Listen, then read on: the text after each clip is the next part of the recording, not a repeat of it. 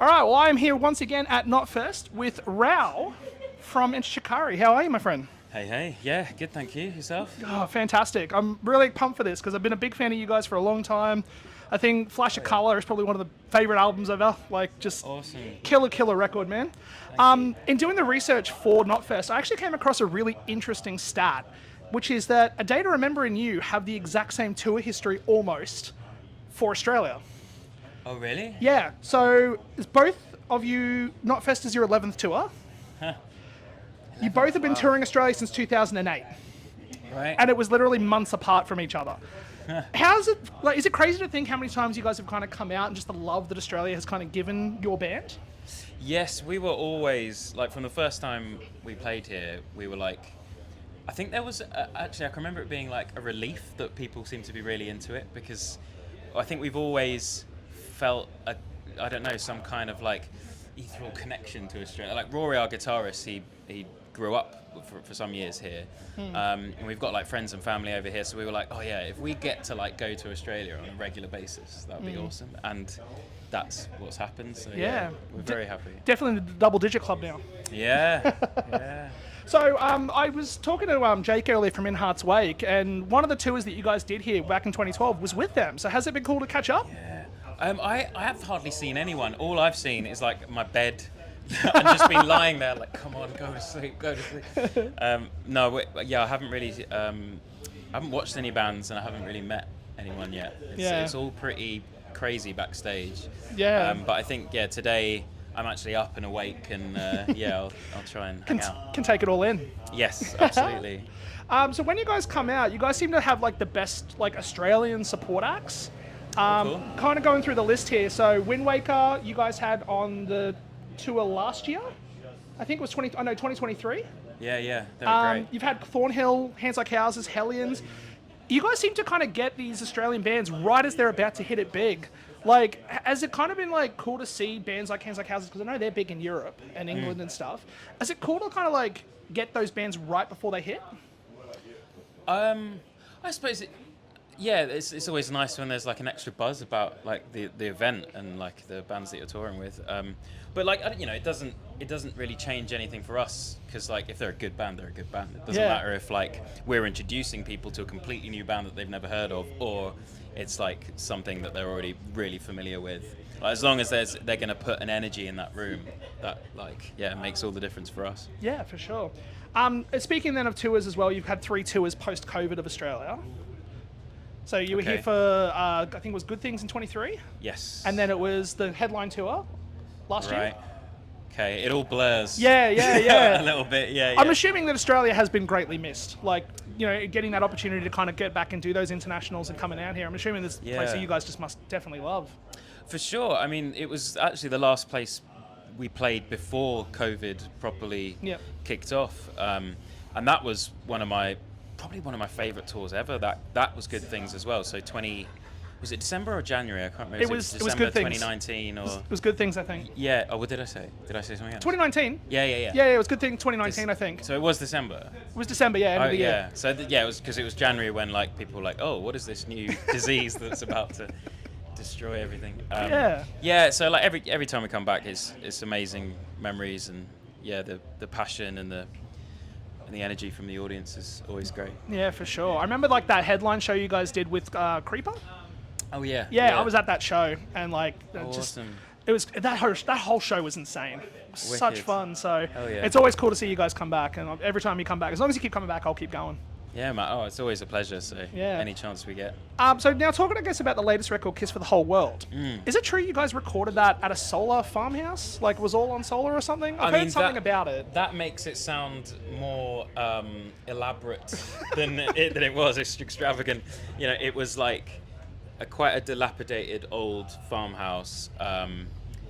It was on Airbnb, but like a lot of people complained because it was so sort of run down, and it was off grid, so it just relied on solar power. There was no central heating or anything like that, so it was very like rustic, and whereas probably a lot of people on Airbnb don't like that, for us that was like, this is exactly what we're looking for. It was in the middle of nowhere, you had like deer on the horizon in the morning, like it was just beautiful. And it was just like off-grid life. We'd be like cooking for each other. We'd be like chopping the wood for the heating system. And so the whole album was recorded with the sun, the power of the sun. So Was there it's any wicked. was there any challenges? Obviously, like 'cause I guess now looking at modern production, like it's a lot more high tech and a lot more bit crazy. Was Yeah. it kind of cool to kind of like strip it back a little bit? Yeah, I mean, there were, there's issues like, it's mainly with anything that's kind of old school. So, a lot of recording and production is digital these days, so it doesn't really take that much power. But like, for instance, we couldn't record guitar with an actual guitar amp at the same time as like boiling the kettle. Yeah, Or the system would like be like, nope. Fritz out. Yeah. So there'd have to be a bit of planning to the day, and if someone was like, low on their sugar and needed a cup of tea or something, we're like, no, you have to do this take first, then we can turn the amps off and have a cuppa. Yeah. So yeah, it had its challenges, but it just made it more fun. Yeah, for sure. It sounds interesting, and you got a story out of it now. Yeah, and also like you learn to sort of appreciate power more and electricity, and like there's definitely like a warmth from knowing that it was all recorded by like renewable sources. Yeah, for sure. And obviously, you guys are very big on the climate change. Remember, I think it was again Good Things 19. You had a very impassioned rant about thermometers. Oh, yes. With arguing with Yeah, thermometers, then of playing it. course. It was very, very intense. And I'm like, remember watching you being like, yeah, bro, he's like in on it. It was awesome though. Like, you don't really hear many people, I guess, talking out the passion you have about it. You know what I mean? Yeah, I mean, it's the burden of knowledge, isn't it? Once you sort of read about these things or are confronted with these things, it's hard not to be passionate about it because it's frankly terrifying. That's the it. trajectories that we're on. So it's just like a natural process. Really. That's it. It's in the end of the day, it's like a finite resource. Mm. Yeah. So the new record as well. So I'm going to read this off my sheet here. You've described the record as a collection of songs that represent an explosive reconnection with what Enter Shikari is, the beginning of our second act. Can you elaborate? Because like obviously you guys have been going for a long time, and to think that now this record is the start of Act 2, like like you got to have more in the tank. Like you want to go basically until you're dead. By the sounds of it, the way that gets described. We'll see. Yeah. I think it just came from the period of inactivity that COVID kind of forced us into. We didn't play any shows. Therefore, I didn't do any writing. I couldn't write music. I felt like a complete inability to write because I didn't have that sense of human connection, that sense of purpose. So the band like stopped for a year and a half, as did many people. But what I found when I was like scrolling on social media was that like a lot of our peers were in the studio being super productive, like loving all the spare time, and that wasn't our experience at all. So it really felt like the death of Enter Shikari. Yep. So when the world kind of stepped slowly out of it again, it really did feel like a rebirth. Yeah.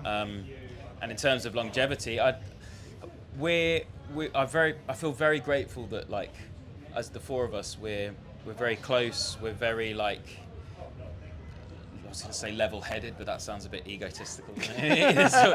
No one who's level-headed describes themselves as level-headed. But anyway, we basically get on with each other, and I think like so.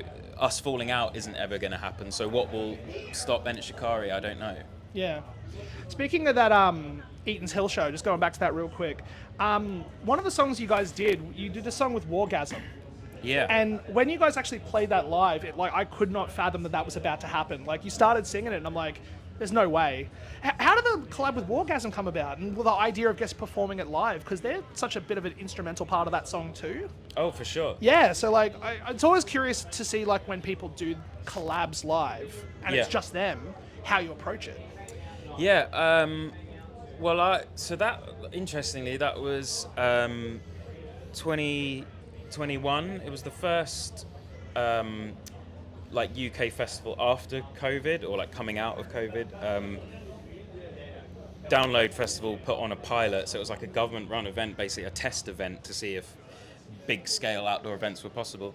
And Wargasm played that show as well, and I think from then onwards they were just always in the back of my mind, and I'd been writing this track and I could just hear their voices on it, and I was like, okay, I'm going to send this to them, because we'd already hung out a few times, like we love those guys anyway. Yeah. And yeah, they like snatched it and like reconfigured it and did like loads of stuff to it, and it was just we went back and forth and developed the track, and it turned into a bit of a stonker that it is. It's so good. It's so good. And then something else you guys also did at the show, which has kind of, I guess, come as part of, I think it was the deluxe edition of the last record, was the cover of Heroes by David Bowie. So again, when you guys ripped that out, I'm like, oh my God, I'm going to hear a Bowie song by you, of all people. Like, how did the idea of doing the cover come about? There's like a few covers that I've done for years and years and years, and that was one of them, really. I always thought I've always sort of, it's kind of been a threat almost to do a solo album. Yep. Like I love folk music, acoustic music, percussive acoustic music. That's what I sort of trained myself in. And at some point I'm going to bring out a load of that because I've got it written and almost ready to go. Yep. But that cover kind of fits into that world. So it just felt like I've been playing it and dropping it sneakily every now and then live, and we were like, okay, let's actually put it out. Yeah, it definitely was like, I remember you played it and like you came on with the acoustic guitar and stuff, and it was like, I was like, oh, this is like a whole mood change. This is sick. Yeah. And then you guys, I think, come in with like the big band stuff at the end, and then just continue the rest of the set. So strings and everything. Yeah. Yeah, it's dope. It was lovely to make. Yeah, an honor, really. So the rest of the time you're spending now in Australia before Knotfest in Sydney is you're doing a couple of shows outside of the capitals. Was that something that was approached to you to do, or was it kind of like... No, it's something that we've been gagging to do for years. And I, particularly me, I've been like, I want to see more of Australia. Like, as much as I love these major cities, but we play them every time. And, Australia's such a big country. Yep. And we're still confined to the southeast corner. So hopefully we'll get to see more of it on the next tour. But yeah, this is a start. This is like we're getting to see some smaller towns, play some like more grassroots venues, which is what we do a lot in UK when we've sort of had enough of the big, big old arenas and things. Yeah, I know tomorrow night you guys are at Soul Bar at Sunny Coast. That's a really nice venue. Nice, small, intimate, like real fun. Excellent. There's a rapper from here called Seth Sentry. I saw him there years ago, and yeah, such a cool little intimate venue. So wicked. Yeah, I'm kind of jealous I'm not going, but oh, man. We're Within Temptation are playing tomorrow night, and I've been hanging to see them for 20 years. So hell yeah. yeah, but no, that's going to be killer. After this tour, you then go heading back out on the European festival circuit. Not only that, you're also doing Warped in the States. Is that cool to kind of get back on and do again? We're only doing one show. Yeah. Which I'm sure will be enough. Do you know what I mean? Like, we've done like some of the Warped tours where it was like literally 2 months. Yep. Traveling across the US in the heat and the car parks and everything, and I have some amazing memories, but it was a slog. Yep. So it's like this feels like we get to do everything we love, but just cram it into one 24-hour trip, basically. But yeah, no, it's going to be a lot of fun. The lineups look incredible. Yeah, I think it's 3 weekends, but then like each weekend is almost kind of vastly different, but a lot of carryover between like one band. Like some bands are doing 2 days, some 2 weekends, some are doing 3. You guys are doing 1, so yeah, kind of jealous. Jealous. No, it should be a lot of fun. Yeah, and then you guys are also hitting Rock and Ring, I think, as well this year. I don't think so. Not hitting Rock and Ring? I thought I saw something about it. Maybe. I mean, I definitely could be wrong. Yeah, right. But like, that's we played it. Was it last year or the year before? So I doubt we're doing it again this year. Yeah, I've always wanted to go. Like, that's my bucket list number one. It's such a cool festival. I mean, it's huge. Yeah. That main stage is it's unfathomable. Just heads, as far as you can see. It's amazing. Yeah, for sure. And the catering's really good as well. I could only imagine. German food is the best. Yeah, really good, man. Well, thanks for taking the time out. Appreciate you being here. And Pleasure. again, been a big fan for a long time, so this is really cool. Hell yeah. Thank you. Thanks so much.